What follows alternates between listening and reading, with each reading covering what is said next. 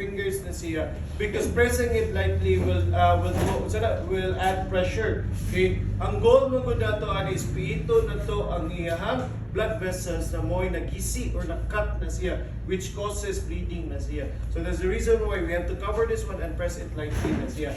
How do you know if the bleeding has stopped na siya? You'll actually notice that your gauze is dili siya magpuno og dugo.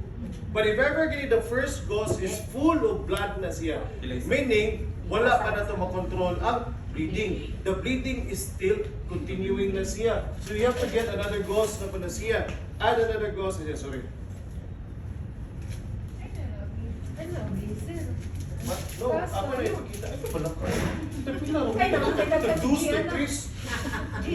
Tag-3, tag-4 rin siguro ni siya. Alright, so for example, if the first gauze is full of blood na siya, it's a sign that the bleeding hasn't stopped or wasn't controlled pa na siya. So add another gauze, but you have to put it on top of the first gauze na siya, on top na siya, okay? And then press it lightly again until you'll notice that the top gauze or the second gauze is wala na siya dugo. But if the second gauze is still full of blood na siya, replace the second gauze but do not remove the first gauze.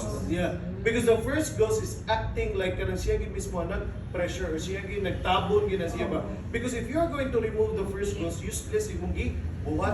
Kaya mo open magbalik ang iyang samad, mo open magbalik ang iyang blood vessels, magsige gyud og bleeding si patient. So tabuni ra na using the first gauze, and you can add multiple gauze until the bleeding has already stopped na siya.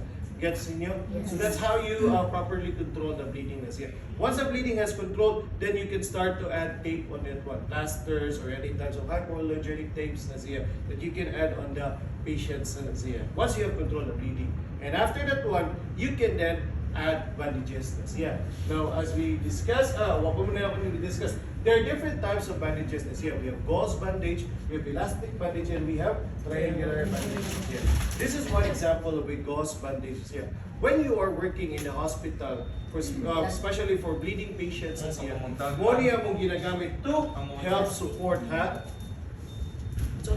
Ang kay gauze na, untay mo unod maapil. Sakit yung Because they're not using the sterile gauze man na siya. Wala murag mo pilit na siya. Okay? And wala proper wound care na siya. Okay? So this is a gauze bandage na siya. Commonly used to control or support to support the sterile gauze na inyong i-apply na siya. So all you have to do is you have to roll this one to it ninyo. You saw this one in movies and ninyo. Even in the hospital, you'll actually see patients na may mga gauze bandage ang gamit. Aside from gauze bandage na siya, okay? Especially if it's not bleeding lang, let's just say mga sprains, mga bali na siya, we use elastic bandage na siya, okay? This is one of the most common bandage that inyong magamit na siya. Muna gamit ko sa arthritis, sir? Kana mga sprains, na siya, okay? Pero nasa ito ka na. There are different sizes. I like size. Kaya kamo na mahilig ng dog. Gahit dog. Kasi gahit kayo sir.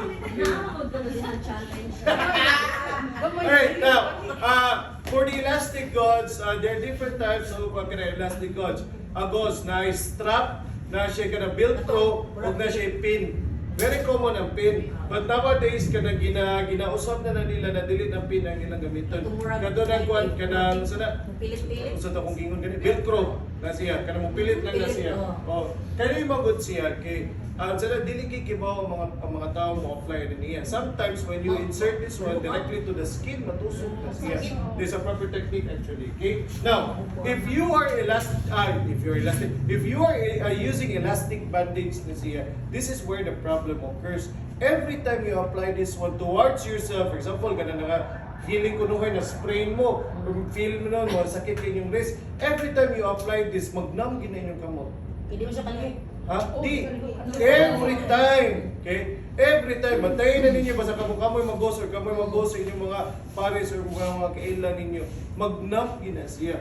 Why? Because when you apply this one, sayop ang inyong pag-apply using the elastic bandage. Every time, makitaan gina kung mga tao mag-apply, nagiging ko. Anaon nyo na. Inatol. Tino, dili? Oh, no. Tino, okay. You have to remember this one. When you're applying elastic gauze na siya, first is you have to stretch it 100%. 100% like biragin siya until hindi yung bira. However, you have to release it up to 50% lang. Dili kay 100% yung pagbira, up to 50% ra inyong stretch siya, elastic band siya, and then roll that one.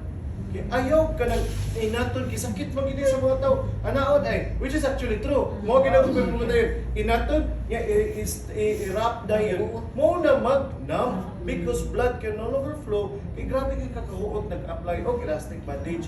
Gets ninyo? So every time you have spray ng mga wrist, spray sa mga ankles na siya, just stretch it about 100% na siya. Sorry ka. Then release it about 50% and then start rolling that one. Para dili kay huot na ni patient. Gets ninyo? That's how you apply the elastic bandages here. These two are the most common bandage that you will be using in the hospital.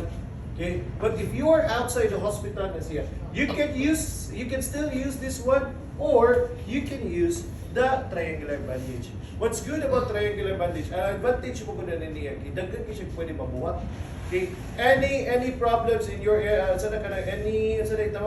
any areas in your body na may mga problema, pwede gid magamit ninyo ang triangular bandage. Okay? The gauze, daghang limitations. Okay, dili man siya pwede for sprains, mga balik, hindi pwede. Kani siya is dili po siya pwede kayo sa mga open wounds. Kay grabe ra pud pag kini ka, kumot pud kayo, sakitan si patient kung kani ang i-apply na niya. Kani is pwede gid siya anywhere gina siya. Pwede siya sa balik, pwede po siya sa samad na siya. Okay? So for example, if forehead getting samad ni which is the first one, no? Forehead, no. So we have controlled the bleeding, then we decided to use the triangular bandage. So first is fold your triangular bandage into na siya. Okay? After that one, tanaw sa mo, tanaw sa. After that one, find the apex. May lamin yung nga sa apex na doon sa babaw. You have to put the apex on top na sa babaw. And make sure that the bandage is just above the eyebrow of your patient na siya. Again, just above, just above the eyebrow of your patient. Okay? Grab two of your tails na siya. Then tuyok mo diri sa luyo. Wala ikot-ikot sa luyo. Iko na kita na mag-agi. Then go back to the forehead na siya. Then you can tie a square knot either on the sides na siya, the sides of the head na siya. Okay? Avoiding the asa ang wound na niya. Okay? So hinahinay lang mo kanang ikot. Square knot ang inyong gamiton. After tying it with square knot, kay lain skig na ingunada na siya. You have to perform housekeeping na siya. Okay? So ang duha ka tails inyo nang hito. So, kay lain kita. Imagine yourself, want to na siya hospital yan, ingunada yung kuwan. Then sa mga kanan sa dama, mananabang ka yan. Okay? And don't forget to release the ears na siya. Ipagawas kinang ears ni patient na siya. So that if there's any communication, the patient can still hear that one. Okay? Now, why square knot na siya? Once the patient arrives in the hospital na siya, mailan gina sa mga doctors, even ER nurses, even us, na uy, kamao gini ang first aider, okay? Because they are using square knot na siya. Okay? So all they have to do is release the tails na siya, okay? And then remove that one. Because if dili square natin yung pag-ikot, ma-force man si doktor mo gamit o bandage season, tangtawo na niya. What if wa siya kibaw asang area sa samad? Maigo sa bandage season, magka-worse na doon ang kuha niya, magka-complicate ang samad. Okay? So you use the square knot, so pull na siya, then slide na siya. Then makita na din doktor kung asa iya samad. Gets inyo? That's the purpose of forehead. Okay? So karon is practice how to apply bandage forehead na siya. Once you are done, do not remove, exchange na yun. Okay? Okay na.